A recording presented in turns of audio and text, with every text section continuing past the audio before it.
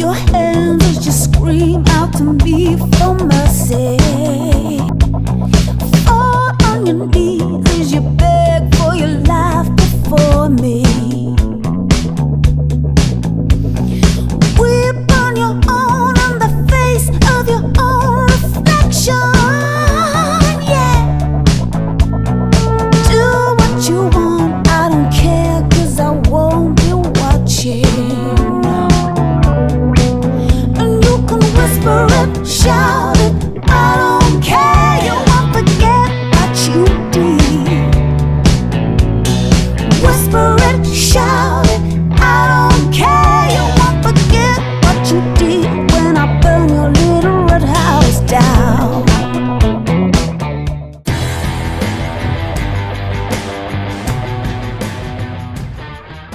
Hey, it's The Trout, and welcome to KT and The Trout. And if you see, KT's not here today, unfortunately, because one of his children are sick. And he apologizes for not being here, but we still are going to go on with the show because we have to, because we have a great guest today to talk with.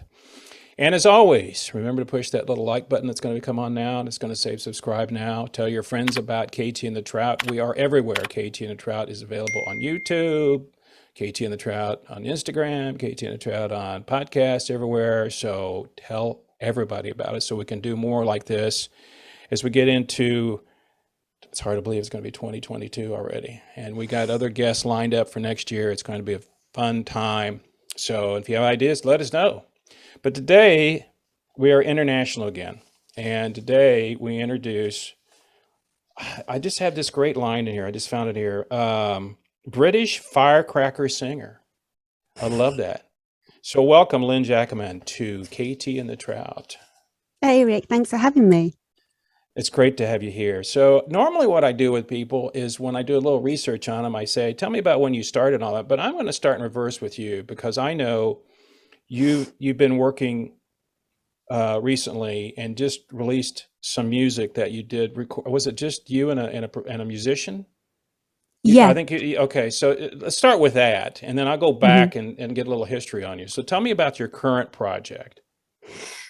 Well, from the album or from the live from home stuff Either that I'm one. doing? It's totally or... up to you. Which one you want to talk about? Well, I think last year I released my debut album called One Shot.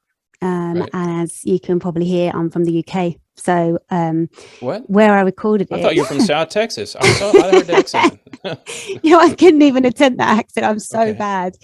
But I think that it was an amazing experience for me because I managed to go to Fame Studios in Muscle Shoals to release my album. So, this wasn't just a musical box ticked where the artists I absolutely love recorded there, and the musicians who recorded on some of those albums recorded on mine, which was just a dream come true. It was a life box ticked as well.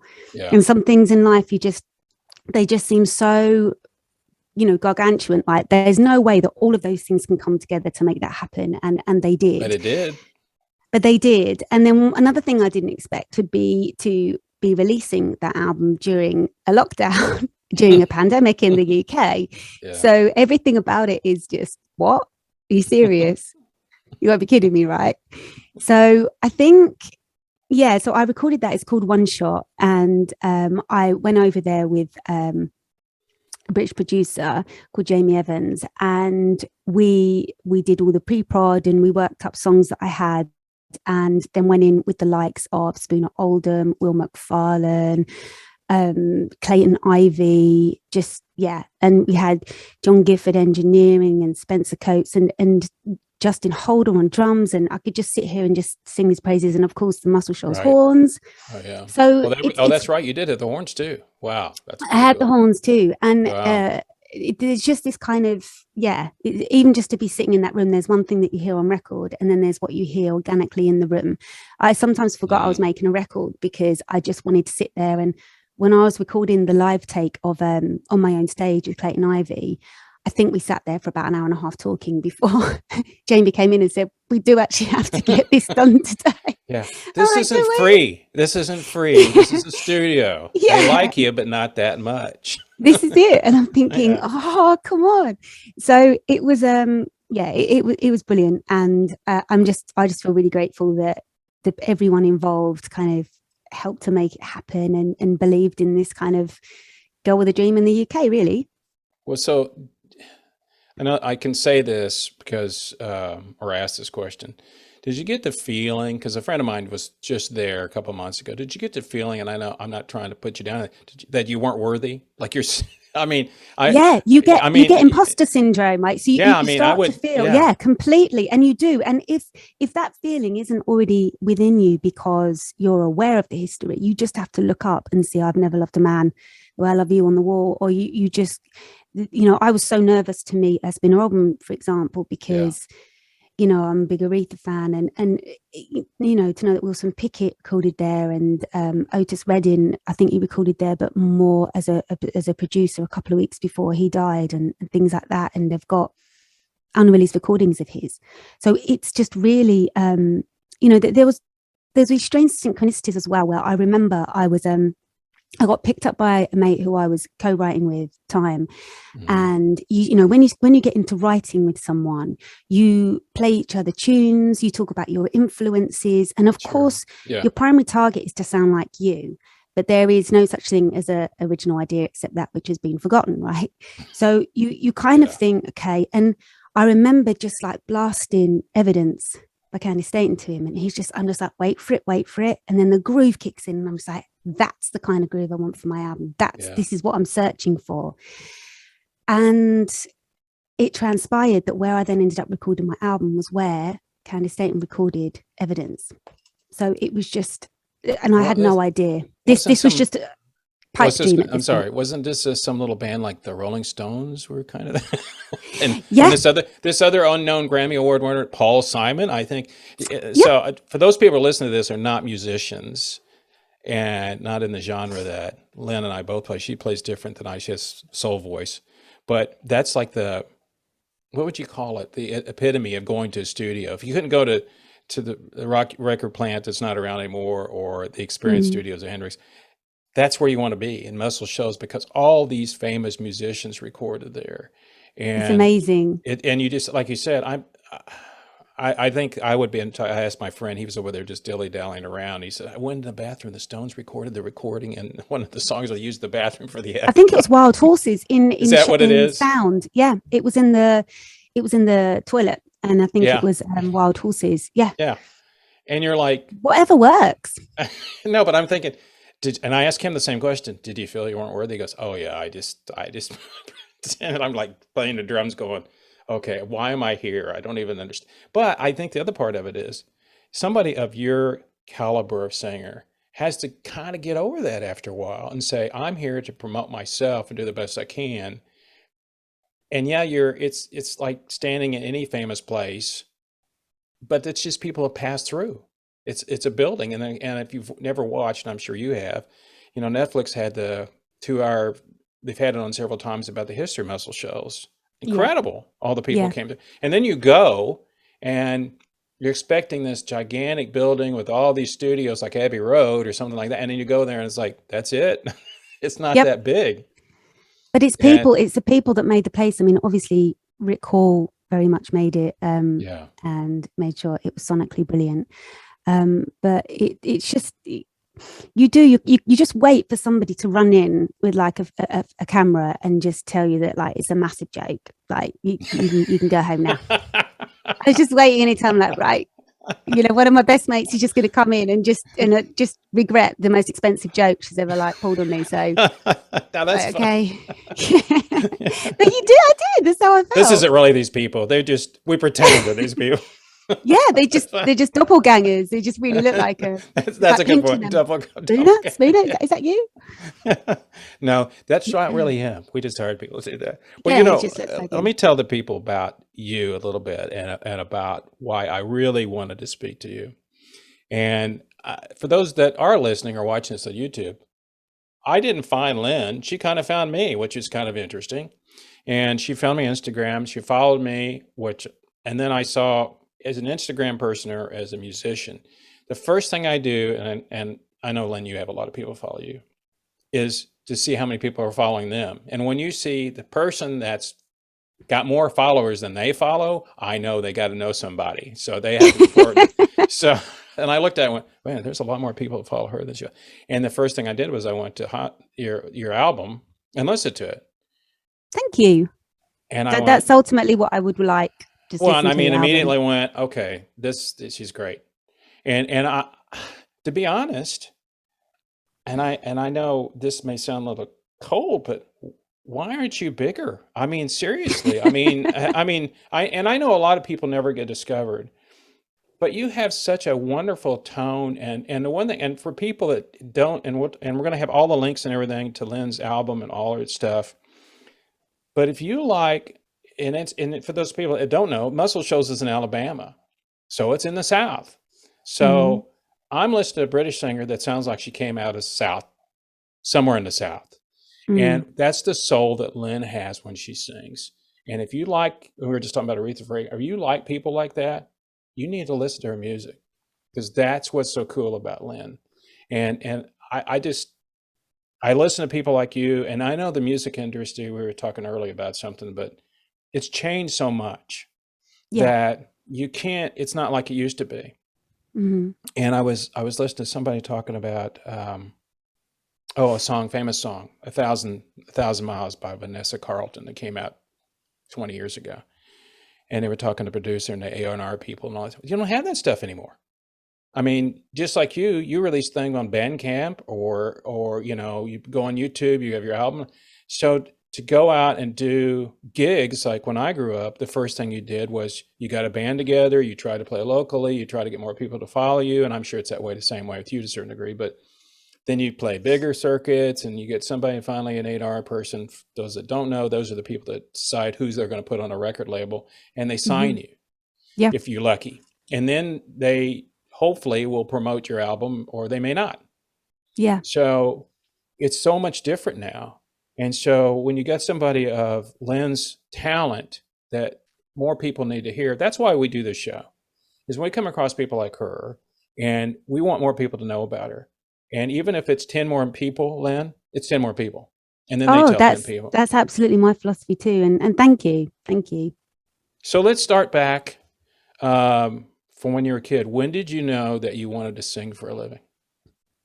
I never knew that I wanted to sing for a living as such. I don't think you're really thinking about a living as a kid. You're just enjoying living. But I think I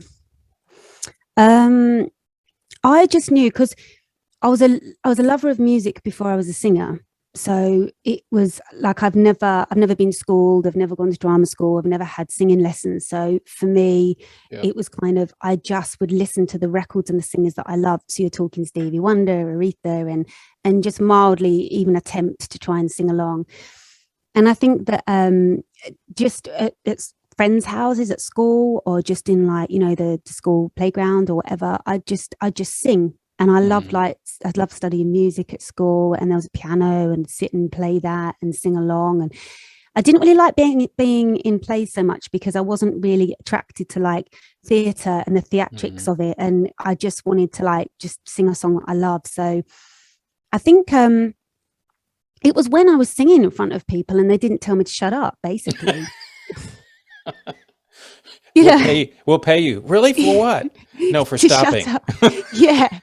For stopping immediately and permanently now. Yeah. So it was that. And then when I used to go around to, like, you know, my friends' parents, I remember once, like, me and my girlfriend decided that we were going to get fit. So she came round to my house after school. We basically ran from my parents' house to hers. Her mum made us pizza and chips and gave me a lift home. So, you're not going to get fit eating pizza and chips, no. I'm like, what are we doing wrong, right? And it was her like I had to hang out with, and we'd try, like, she was the biggest Michael Jackson fan, so she'd like play like songs on there, and I'd sing. And I just think that, and then her parents would say, "Oh, will you sing for us?" And then I'd start singing at family parties, and it really was just, you want to hear this. And I remember, just if I go away as a kid, like around 7 or 8, if there was a moment of privacy, I'd just start singing, or, you know. And it was I never knew that I'd then go on to be a performer, because that's not why I did it. It was almost like it was the connection with something else. Some people find it through meditation or whatever it is, but it was like I felt like there was something. It was just a really safe way to express myself where it wasn't hurting anyone else, hopefully, unless they hated it. But you know, it just felt like something that was mine that didn't involve another person. So it was my little thing. And then it just became something bigger than that, really. And now it's just completely got its claws in me, and I just I'm doing it. So has anybody no, go ahead. Oh, go ahead. No, it's fine. And then I think that, you know, when I was about 10 or something, started to just have there was little guitar lessons, but I didn't really take to it. It was kind of classical guitar. But I remember saying to my teacher, I want to sing, right? And I was quite a feisty kind of tomboy. And really? Yeah. Yeah. Okay. So I was just like, and because he was teaching me guitar or trying, my parents trusted him with me even though I was young. And then from the age of about 12, 13, I went into his studio and I started to record just some little kind of pop hits he'd written. I mean, nothing really happened with them, but it was great experience. And then he took me out gigging just, you know, the clubs and things with him from about 14 or something. So it was, and then I just found a big soul band and joined that around 15, 16 and then fronted it, and then really got into jazz and started doing like jazz festivals and that, and just playing around Soho, like Queen Elizabeth Hall foyer and things like that, and just really surrounded myself always by just great musicians. So I always hung out a lot with people that would just suggest albums, were already doing it, and then they just always kind of go, jump up with us, you know. So I think it was very organic. The business side of it, I mean, you can't ignore it. It's music, you know, business. But I tell people, young people come to me, I always tell them it's the business of music, not the music business. Never forget that. This is it. That's exactly what it is. Yeah, that's where you kind of get as you work your way through it, you have to find a balance and a relationship with that as well, which is a whole different ball game, really. But I make the music I love, and I'm independent, and I've managed to fight my way through that. So I feel in a really strong position, and I'm just really amazed that through myself and my fans, I managed to get over to Muscle Shoals. So if, you know, going on that, whenever things get hard, I'm just like, well, if I made that happen, then I can do what's next. So when did your band that obviously have a Wikipedia page, St. Jude, and what the name of it is? Mm-hmm. That's it. Okay. Yeah. When did that all start? And you guys became pretty popular in I guess in London or the UK. How big were you? I mean, we were definitely on the rise. Yeah, we were definitely on the rise. I mean, the thing is that it was like, you know, we were kind of very much young mates having a laugh, and I think I loved it. And it was very inspired by Southern rock, and we made that album in the States as well. I can see a pattern forming here, and you know, and I started that with that band with a friend of mine, and we did well. We toured a lot. We toured a lot in Europe. It was a lot harder. It's a lot harder to get all the way up to the States and tour. So it's really expensive to get over here. Yeah. Yeah. So we were doing lots of stuff, like obviously here in Europe, and then, Chris Kimsey produced it. So that was great as well, because obviously he worked with the Stones, Pete Frampton, loads of people. So it was very, it was just a wonderful experience, and being in a band with your mates is great as well. But then sadly, Ads, who I co-founded the band with, got ill, and he got taken away. So, and that's what Beautiful Loss is about on one shot. And it just wasn't the same. It's the way I describe it is, I mean, he and I weren't together, but it was like continuing to live in a house that you got divorced in or something. For me, it was just, you lost a part of the soul of the band. My co-writer, my kind of, you know, partner in crime. So I just then went, well, you know what, he very much kind of like brought more of that rock and that swagger to it, like that side of things. He was the biggest Stones fan, and then I was more like the soul. So I just thought, I'm actually just going to go and I'm just going to like fly a bit lighter and just go and do my own album and just see what happens. And they're really, really fun days for me. it really helped me for it really helped me grow as a performer, as a songwriter and everything. But it was kind of it just wasn't the same. And I think that sometimes you just have to accept that maybe you just need to move on. So that's what I did.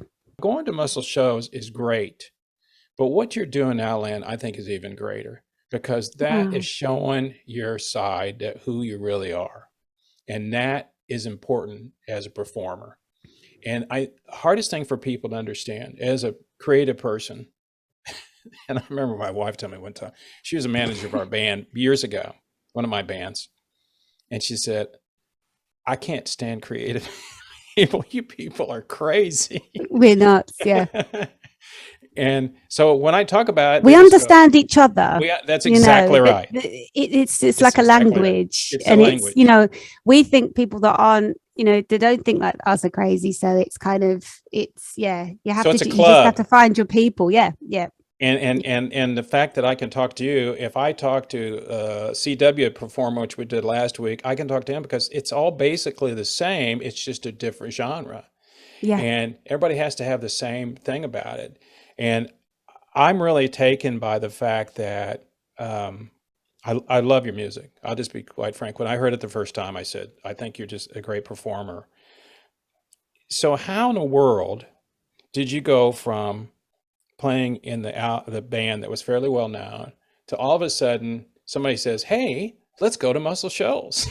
Let's record. I mean, how many moving parts did that happen to get you over into Alabama?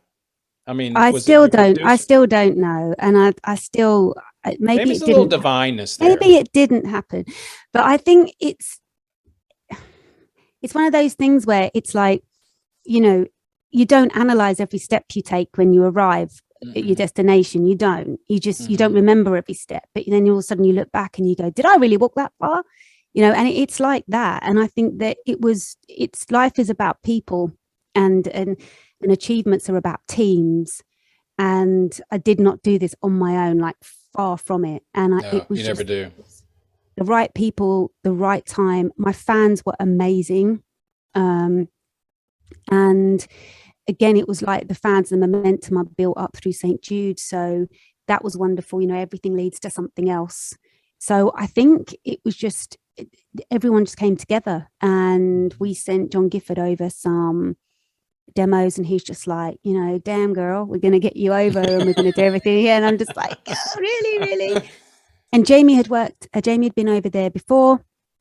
So he was just like, I just reckon you're going to love it. And shall we try and make it happen? And I was just like, yeah, I think we should try and make it happen. So it's just sometimes things just go your way. Yeah. And they did. So, and it was great to be out there and to just soak up the atmosphere and the oxygen that was, all those players and everything. And I'm just, yeah.